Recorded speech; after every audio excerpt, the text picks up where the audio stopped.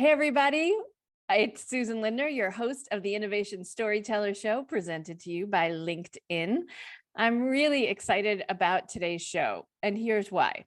We don't get to talk about the actual flow of innovation into our largest corporations, the biggest governmental organizations, the Department of Defense, pharmaceutical companies, even breakthrough thinking at think tanks and nonprofit organizations that are changing the world. We don't begin to ask ourselves, where do the seeds and the germinating ideas of the future begin? And for many of my listeners who are at Harvard, Princeton, Yale, Stanford, et cetera, maybe you're already thinking, well, they started at my brilliant alma mater, of course, or they started in the accelerators that feed into some of the best universities in the world and accelerators.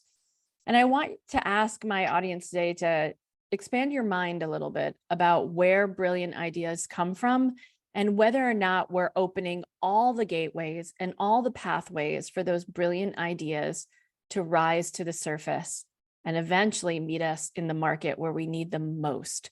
And that's why I'm thrilled to have Tyrome Smith here with me today. He is the Director of Strategic Partnerships at the Mission Project.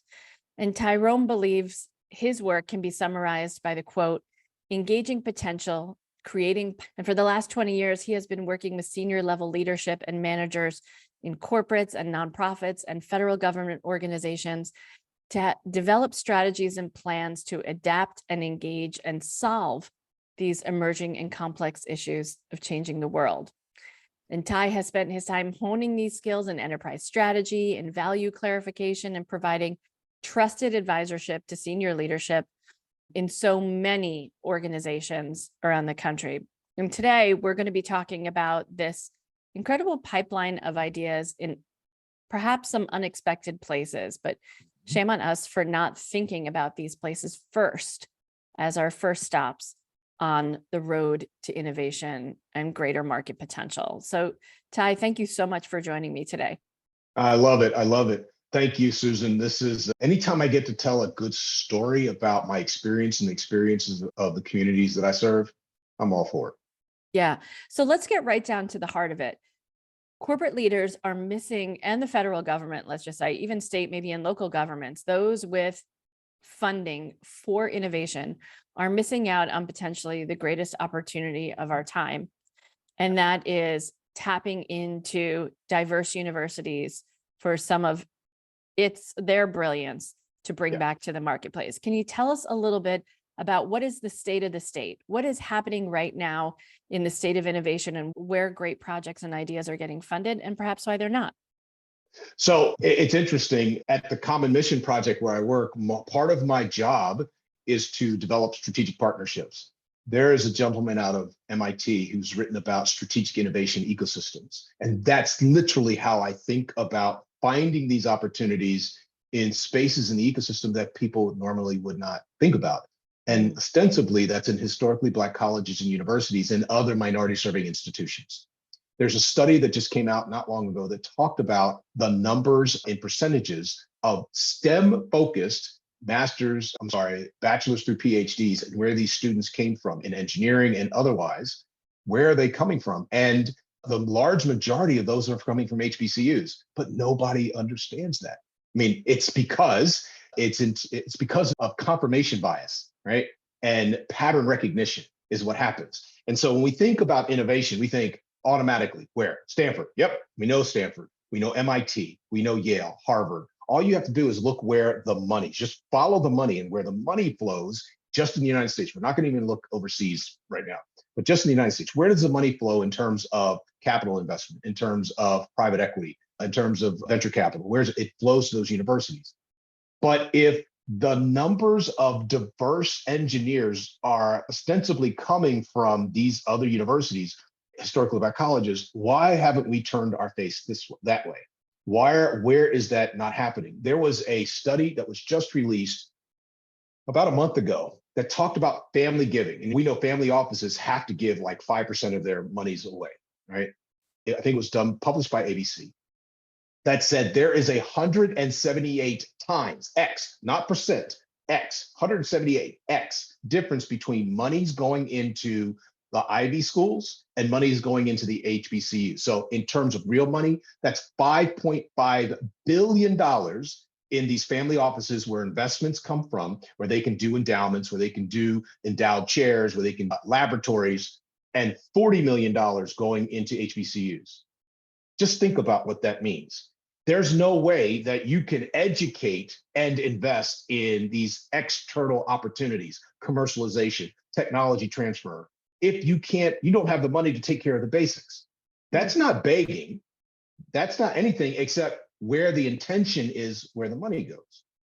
And so what I do every day is raise my hand and tap into that ecosystem, the venture capital ecosystem, the corporate ecosystem. The company that supported Common Mission Project was Lockheed Martin. They gave us a significant amount of money to go and turn our eyes and money to where these untapped resources, human intellectual resources, this excellence is that doesn't normally get attention.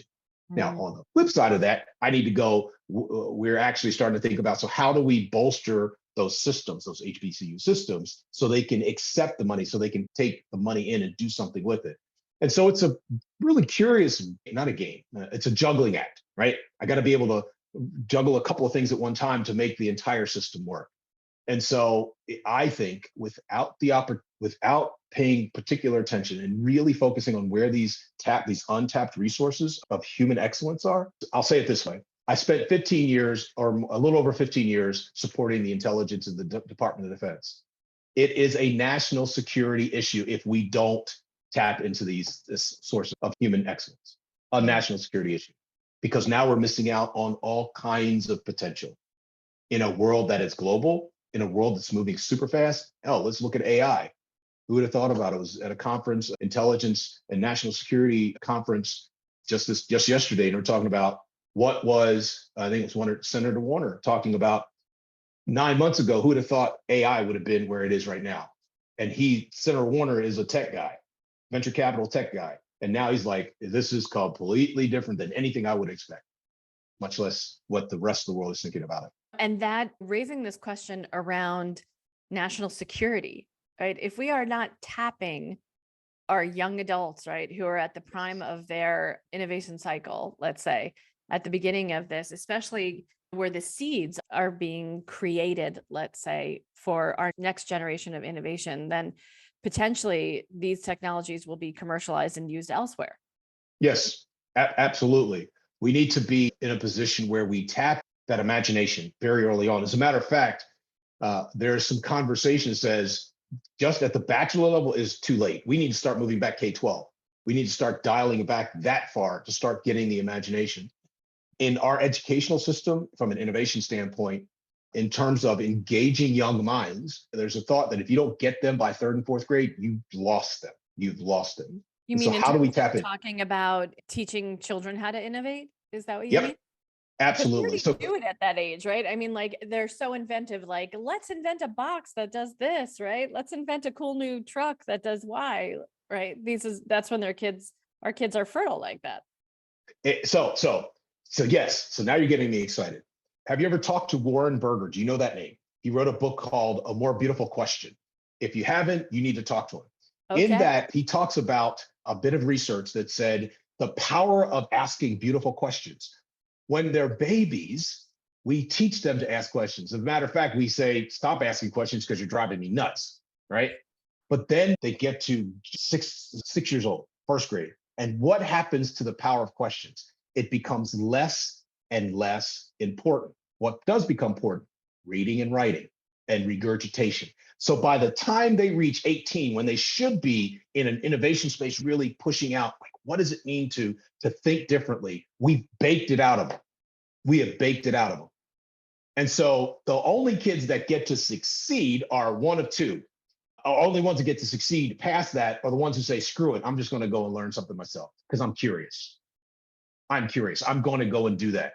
So how do we bake that in? Or the kids who do that in 9th, 10th, 11th, 12th grade are like, I don't understand. What do they tell them to do? Shut up, sit down.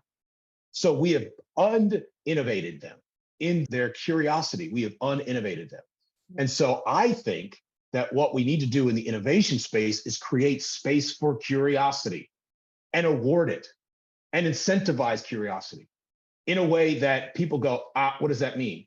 We know the kind of it's a trite story, fail fast, learn faster, cool, incentivize it. If you really want to do it, incentivize it. But what happens? Short-term gain comes in like, but what about the shareholders? And I'm not saying don't deny the shareholders at all. What I am saying is that you also have to incentivize exploration, the ambidextrous nature of innovation, right? Incremental versus disruptive, bits and push it this way and left way. And then you say, so, well, what about that over there? And I think in the HBCU community, it has been so underutilized, but it's there. My kid goes to one of those universities. He's a rising junior mechanical engineer at North Carolina State A&T University, A&T State University, that in Greensboro. And those kids are smart. They're wicked smart. Google's there, Microsoft, all the big guys are coming in and tapping on them. Shows, hey, come work for me. But what do we do in terms of innovation? How do we get them to not just be employees, but my wife would call it, she teaches STEM. We need people to start being producers, not consumers. How do we shift that, right? She teaches little ones. How do we do that? So give us a sense of what the playing field looks like right now. When we're talking about innovation, patents is one of our greatest indicators of how much innovation is really taking place, and Yes. marketable innovation. Paint us a picture of the landscape of what's happening at HBCUs? Yes, historically Black colleges. For my international audience that's listening, I want to make sure everybody's following our conversation. So at historically Black colleges today and universities, tell us what the playing field looks like right now. One word, anemic. Anemic. Anemic. And I do mean that in all loving way. Remember, we talked about endowments.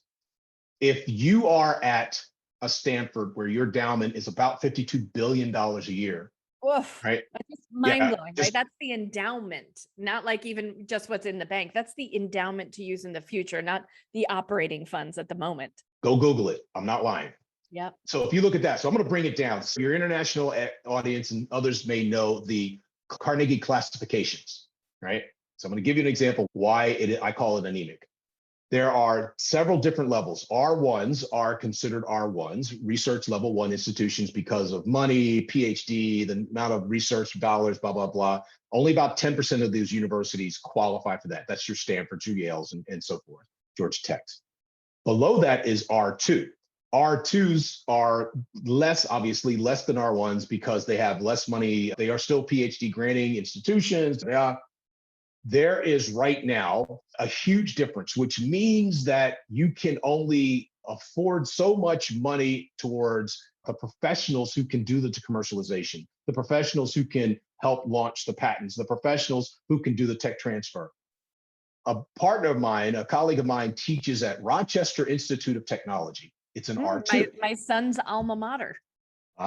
Their endowment is about $1 billion. Go and Google it up. Another one of these institutions is called Delaware State University in Delaware, an HBCU. It's a center of excellence for the Department of Defense in quantum sensing, right? PhD level. Wow. Both of them are R2. The endowment at Rochester is $1 billion. You can look it up. The endowment at Delaware State is $40 million. Guess who has the capacity to take intellectual property generated inside the institution, find the commercial capability, do some tech transfer, and get that stuff out? Because what happens with tech transfer? When you do the commercialization, part of that comes back to the university to help bolster laboratory time, research, endowed chairs, higher level staff, better scholarships, better students. They're both R2 at completely different levels. I don't know how many tech transfer professionals are at Delaware State. I have no idea how many are at another R2, Morgan State University in in Baltimore. Where my son goes, those guys are crushing it. They did 9 patents last year, 2 years ago, 9 patents. It's for some of your listeners that are in the collegiate area, that'll be like 9 patents for a year. Okay, 9 patents. $100 million+ in grants from the federal government. They have, I believe, 1 tech transfer professional. 1. A very similar school in North Carolina that is nowhere near where they are has 6 and 7 people. Very similarly placed, same size, same institution, predominantly white institution, same kind of focus. They have 6 people. How do I know? Because I actually talked to the person who runs their department. That's not the same. It's an unplayable playing field. Yeah. So this is what, when we talk about the difference between equality and equity, this is what we're talking about. And walking around the campus at RIT, as I did on so many parents' weekends, the level of corporate donorship to that institution, right? I mean, Xerox is in Rochester and Bausch and Lomb, they were headed in Rochester. Kodak, it was in Rochester, right? So all of these companies were investing bajillions into those campuses to prime the minds and create hiring pipelines and the ecosystem that you described, and bring those technologies back into Xerox and Kodak and Bausch and Lomb, et cetera, right? So there's this, the need for funding, right, from corporates and the government to make that happen, and the pipeline that promises students an opportunity to use everything that they've learned and deploy it somewhere in the market. So what's happening on the other side of that window, Ty? Like, what does it look like for students who are developing patents and things like that at historically Black colleges? So the money is a huge part of this. So the students at a Rochester or a Georgia Tech, they can go in a way that they aren't working on necessarily grant funded opportunities, because grants are research based. They aren't trying to execute against some level set problem. And so I literally am leaving this tomorrow morning, going to Atlanta to meet with a group of people, 50 plus people who are involved in this from that entire ecosystem. The venture capital community, the White House, some folks from the White House are going to be there, some folks from the DOD, the Academy is going to be there, the public nonprofit, kind of think about, so how do we create systems that can do something to, crack that very hard Gordian knot. There is a film that I really love and appreciate, Moneyball. Some of your listeners may have listened to Moneyball. There's a very famous scene that says, if you Google it, what problem are we solving? They're all sitting around, they're trying to figure out, hey, we need a better arm. We got to replace this arm, this guy's back. And Billy Bean, who is the main character, says, stop. You have rich teams, you have poor teams, R1, R2, 50 feet of crap, and then there's us. And he literally says, we can't beat the Yankees out there because we ain't got Yankee money in here. We have to rethink the problem. That's innovation. Some people, I think, get confused about innovation being creating the best and brightest new thing. It's not just the best and brightest new thing. Innovation, literally, in my book, in this case, is the best and brightest new way to think about a problem. In the federal government, we call it solutioneering. Hey, I got the solution, but you ain't asked me. Don't worry about it. I used to be that. I know how to fix that, but you ain't never talked to me. Well, don't worry about it. Just take it. I can't use it, right? But they have not thought about the problem, is to rethink the problem. Those universities, the HBCU community, will never be able to compete against a Stanford alone. It has to be at an ecosystem level, a systemic level. They got into the problem systemically. We need to get out of the problem systemically. Those completely and utterly underfunded universities, those underfunding were systemic. We need to solve it systemically. Just another data point, Forbes magazine did an article about the historically underfunding of universities. The university where my son goes, North Carolina A&T State University in North Carolina. The system of North Carolina, if you look at North Carolina, UNC Chapel Hill, some of the other smaller North Carolina schools to include NC State, North Carolina State University. From 1987 to 2020, adjusted for inflation, that university was underfunded to the tune of $3.7 billion. Exactly. It's like, it's staggering, right? And then we just go, but I don't understand why they can't catch up, right? I mean, it's like. Exactly. There is no way that you'll be able to catch up. So you have to rethink the problem. And so what they're doing now is, at least at that university and other universities, they're reaching out, they're rethinking their strategy about what it means to partner with corporations, what it means to partner with the government and with non-dilutive funds, how the government is coming to those universities and saying, hey, here's one of them is like the American Seed Fund. $2 million through the National Science Foundation, non-dilutive cash. If you can help solve a problem, as a matter of fact, just bring your idea. You get to keep the IP. All we wanted to have is access to whatever you come up with. Non-dilutive, $2 million, let's go for it. But there has to be learning, right? There has to be education about what that means. You just can't, in those universities, give the money and say, go for it. The mindset will be like, well, this is a research project. Here's my white paper because I'm an academic, right? But the students at a Stanford or any one of these other R1 institutions that are doing the work, they're just not academic. They're entrepreneurs. Right. They're building businesses. Now, that being said, in my neighborhood, in the hood, everybody has to have a hustle. But how do we take the hustle and make it in a way that it's not just things that are small, but big? Jay-Z said, I'm not a businessman. I'm a business, man, right? He's rethinking the problem. He's rethought the problem about how do you position yourself as a part of a business? And we need to help these students at these universities, HBCUs, other MSIs to include Hispanic serving institutions, tribal institutions, Asia Pacific and Islander institutions. Those institutions that are out there, by the way, there are over 700 of these institutions that are out there, right? That are considered minority serving institutions. How do we help those students have that experience that says, okay, fine, go learn, please. Get your master's, get your bachelor's, PhD, but understand that you now have an opportunity with the right training, with the right funding to convert that to a business. There's a gentleman I know out in California right now is working that problem. It's called the HBCU Founder Initiative. They're raising a $40 million fund. What they want to be able to do is train students, not just students, but people who have graduated from HBCUs, literally are current students or have graduated up through masters and maybe some PhDs, training them how to approach the venture capital space and seeding them with $125,000 first round up to $250,000 through the second round. That is a huge infusion of cash.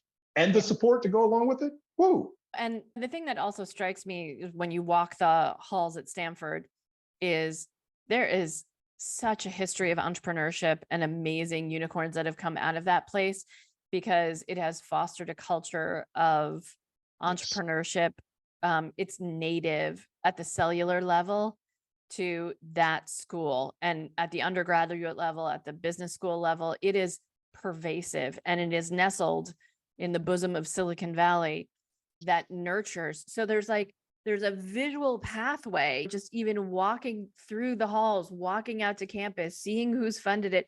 It's all entrepreneurial names around you all the time. And so by not that we don't recognize recognize the history of Black entrepreneurship in this country to the extent that we can, and to encourage universities not just embrace the academic side, but also the entrepreneurial side of that equation is central to making these patent tech transfer go-to-market strategies viable. And we see it so often in minority institutions that don't have that pathway. We talk so much about it on this show, about what is at the corporate level, what is the culture of innovation taking place in the halls of this institution? And it's the ability to fail and come back to work the next day and try again. And entrepreneurship has some of those qualities, but it's also a thirst for market acceptance. And it's a big transition of a lot of universities say, how do I go from pure academia to tech transfer to a thirst for market recognition for my breakthrough idea? Yeah. And that's a culture shift too, that money alone isn't singularly the ability to develop the idea, but also the ability to create pathways and cultural norms of saying it's not good enough to stop at the patent. And I had the experience of serving 3 years as a member of the G20 Youth Entrepreneurship Initiative. So we would trail the G20 leaders and create policy documents for world leaders to incorporate entrepreneurship into their economic charters for their societies. So the idea there was to say there are simply not enough government jobs or corporate jobs to hire every graduating person from high school or college. Therefore, There must be a track of entrepreneurship to teach people to grow businesses in order to grow jobs for an economy to thrive. And so part of our learning of simply understanding the economy, society, and the future job market, it is not sufficient to just encourage academic and corporate responses. We actually need entrepreneurial responses in order to feed the economy. And so when we got that point across in Dos Pinos, the White House of Mexico, or being at the Kremlin, or being in France and expounding upon this to world leaders, it's like little light bulbs go off that say, where is that in your policy? Well, so I love design thinking, right? I mean, it's kind of do it by default. Yeah, we're all Just because I'm converts on always this show. curious. Yeah. There you go. And so I love the idea, this dynamic of, it got me to thinking about what if and how might, right? What if we did this and how might we do that, right? So what if entrepreneurship was the default, right? Was the default position that led to maybe job creation or job acceptance. So you had put it at, we don't have enough government jobs, we don't have enough corporate jobs, therefore we have to have entrepreneurial disposition. But what if we flip that? What if we said that you're coming in with an entrepreneurial, we're going to teach you how to be an entrepreneurial that may lead to a corporate job, that may lead to a government job, because now what you have is people trained to think about, okay, got it, but what else could we do to provide value? I think just the value chain. I think that if we taught people entrepreneurially, how are you creating value? We need to have the ambidextrous organization. Got it. Got to have explore, exploit, whatever that might be. But at some point, it's always comes down to value creation. Are you creating value? Right. And so in the government, when I was with the government, it's if you've talked to anybody on your show about the business model canvas, right? They go, hey, here's a business model canvas, 9 blocks. Well, that doesn't work so well in that space. So between Alex Osterwalder and Steve Blank, they came up with the mission model canvas, right? And I've been playing with the canvas, both canvases, for a long time, because at the end of the day, the government is like, at least in the federal government, U.S. federal government, September 30, you spend all your money. I don't care what by August, you go start buying pencils. People literally buy stuff. You'd be surprised. They buy stuff because they got to spend all their money to get their new round of budget. But when I ask this question, Susan, it's just amazing. We did some strategic business modeling with seniors, and we would say, hey, in a dollar's worth of activity, how much of this is overhead that you all do, and how much of it is dedicated to mission?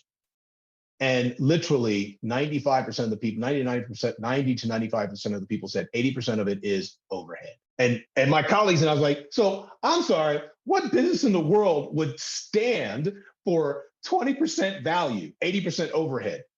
Every organization has to have overhead because you've got to keep the lights on, you've got to have the vacuum and the meeting about the blah, blah, blah.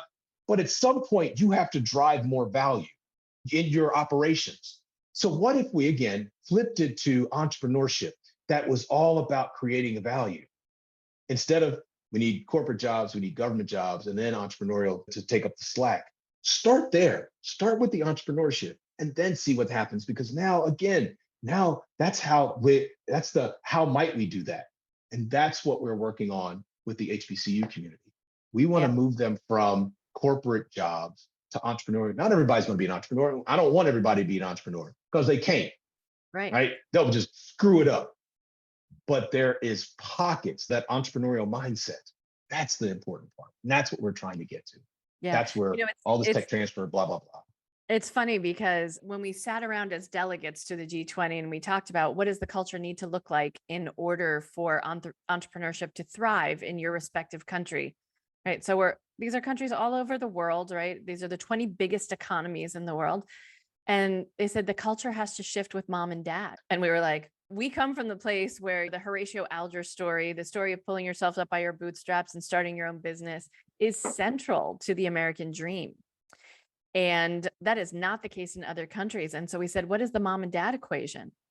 And they said, if I came home and told my mother that I was starting a business as opposed to joining one, she and everyone in my family would say, oh, you couldn't get a job at the big company. You couldn't get a job in business.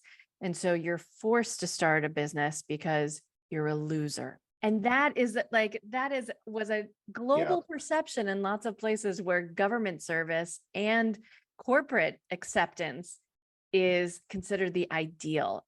America is so unique on the world stage because that individualized, let's just go out and do it is so uncanny. So uncanny. It's interesting you would say that. So I have two thoughts. One is in my neighborhood, it's like you got that good government, good government job. You keep that good government job. That's Don't you right. lose that job. Don't you lose that My job. wife's, that's right. My wife's father, and he worked for the Chicago Transit Authority for like 40 years. He drove a bus. That's all. And he had a hustle. He had a side hustle, right? He was a tax guy. He was a neighborhood tax guy. My father worked for the Pennsylvania State Police for 25 years. My mother worked for Bell Atlantic when it was still Bell Atlantic for like 25 years. You kept that job. You look at somebody, and I'm at that cusp of the, hey, they're not creating value for me. I'm not creating value for them. I got to go find something else, right? And now we're starting to flip that. And so what we need is not just have kids who bounce, but understand that every time that you move from one place to another, you are creating value for the economy and for yourself, and vice versa. The second thought is there's an African proverb talking about your mom and dad test that says, if you want to go fast, go alone. If you want to go far, go together, right? And we need to have an entrepreneurial environment that says, I want to go far and we're all going to go together. That's how you beat the Yankees, right? You come together. In post-Reconstruction America, Black towns that popped up that were prosperous, like Tulsa, Oklahoma, it was a mutual benefit society. They took care of one another. We went far because we went together. I think that it's still possible to make that happen in America, that we can go far together. Yes. And with appropriate funding and all of the money, like you said, because we are playing Moneyball here. So Yes, I want to ma'am. ask you as we conclude our conversation, the three questions I ask all of my guests on the Innovation Please. Storyteller show. So number one, if you could, what do you believe is the greatest invention of all time? The greatest innovation of all time? Innovation of all time. So I'm going to date myself. And that was, for me, as a 55-year-old man, was the internet, was the access to information. Because Susan, I still went to the library and did the card decks, and you had to pull the card and then run around the library at Shippensburg University to go find a book or an article, and then had to run it. And then all of a sudden I could type it in and the information came to me. Well, ain't that some stuff? I like this. Yep.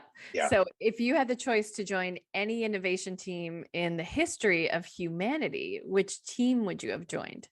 Oh my God. The Apollo missions. Oh, yeah. You get a lot of that. You get a lot of that on the show. It's amazing how many people are just love NASA and space and the ability to join that team.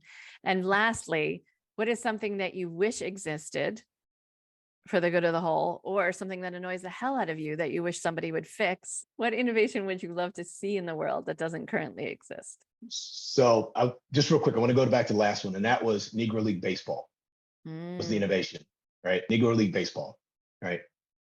Yeah, I can't play with you. I'm going to make my own and be successful at it. To your last question, an innovation and it has nothing to do, it is not a policy. It is not a thing. It's empathy. I was thinking the exact same word as I was asking it. Isn't that funny? Yes, greater empathy, because they burned down Tulsa. Yep. Right. Yep. As soon as success reached its apex, right? Or not even its apex, who knows what it could have become? Yep. Exactly. I think that is a wonderful way to wrap this conversation. And we need more empathy and innovation, especially with the advent of AI in our systems, right? Ty Smith, thank you so much for joining me on the Innovation Storyteller Show today. Thank you. Thank you. I appreciate it, Susan.